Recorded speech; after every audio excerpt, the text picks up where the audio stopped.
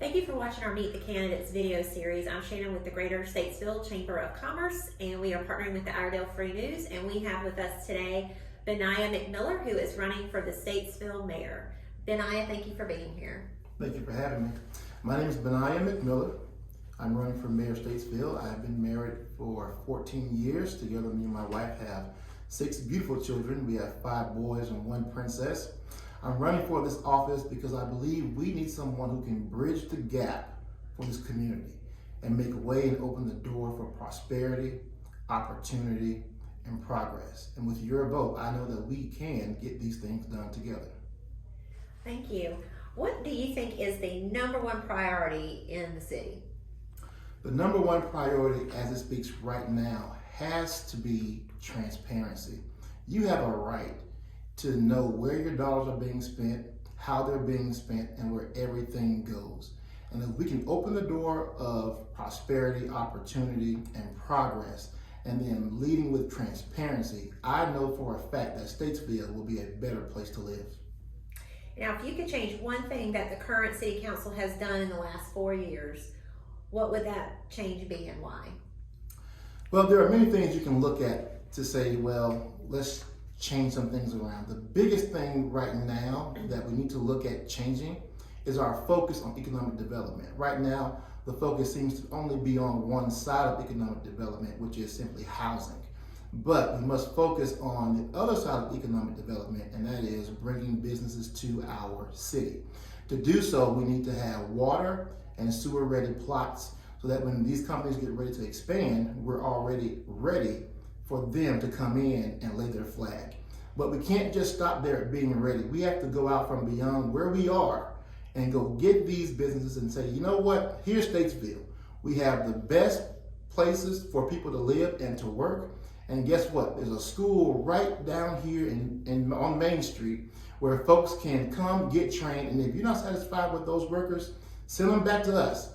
We'll send them to school for free, get retrained, and send them back to you ready to work. What is your assessment of the work of the city staff administration in the last 4 years? Well, we can never become satisfied with what we've already done.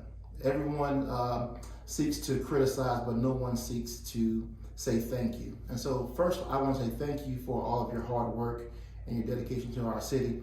There is much room and need for improvement, but we can't just stop there at simply saying what needs to be done. We have to get together, have someone to bring us all together to actually get these things done and completed for our city.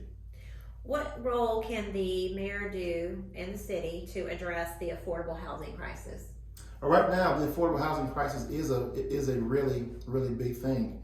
And one thing that the mayor can do is to use his platform to bring awareness to the situation.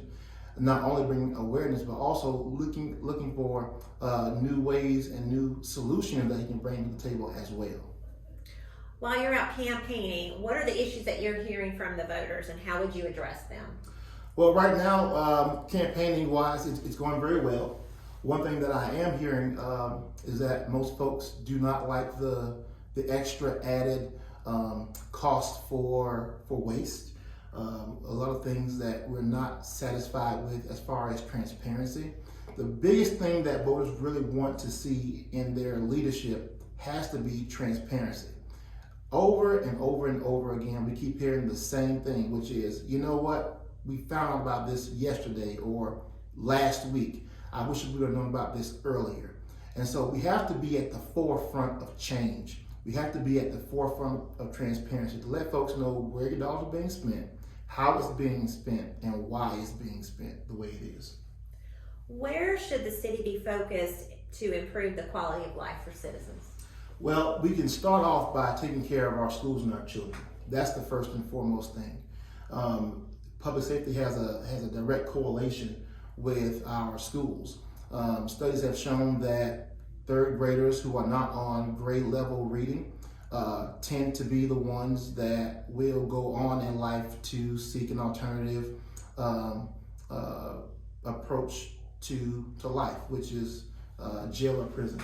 And so what we have to do to improve the lives of our citizens is to start at the ground level, and that's with our children.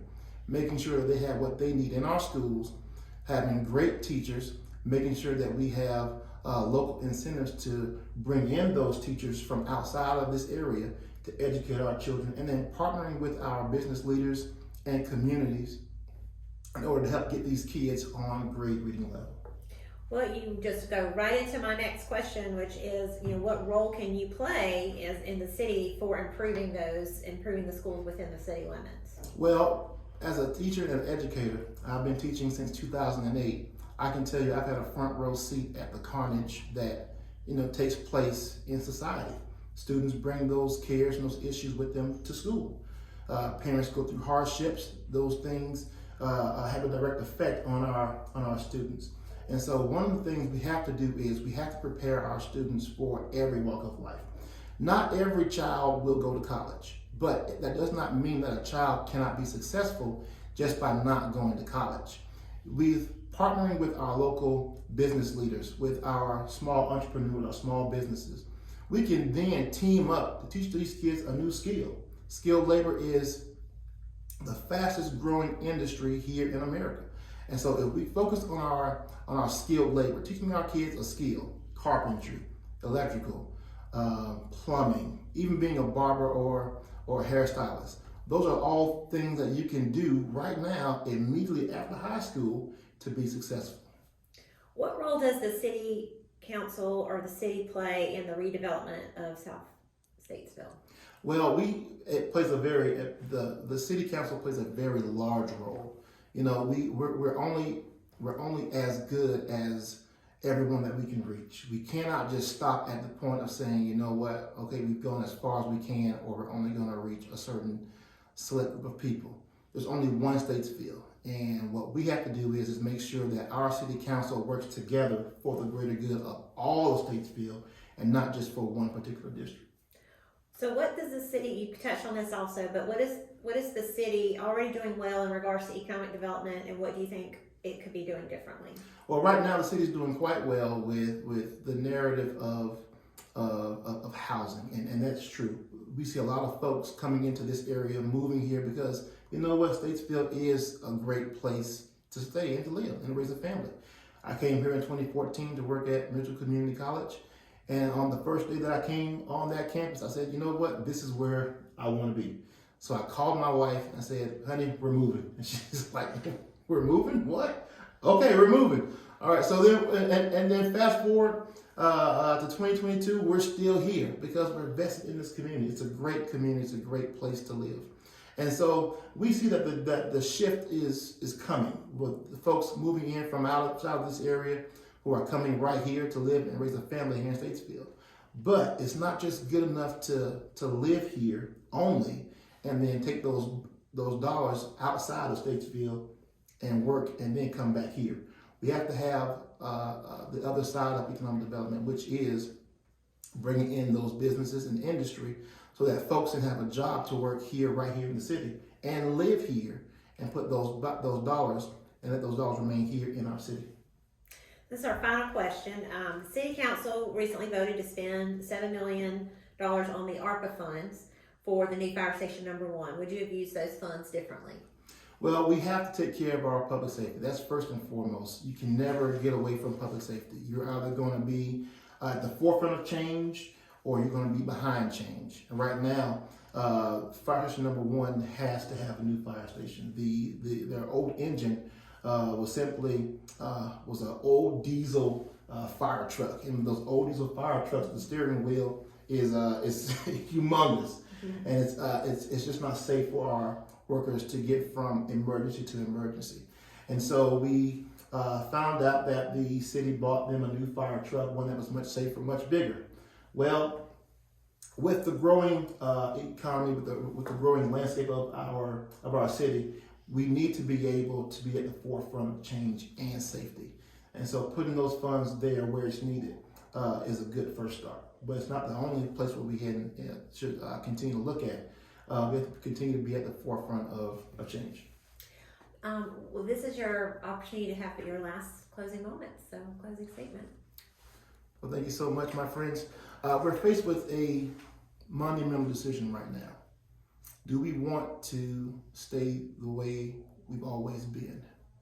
And if that is your goal, then Statesville will continue to be where we are right now, and that is lagging significantly behind.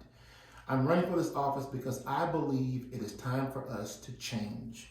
It is time for us to open the door for prosperity, open the door for opportunity, open the door for progress. With your help, I know for a fact that we can get these things done.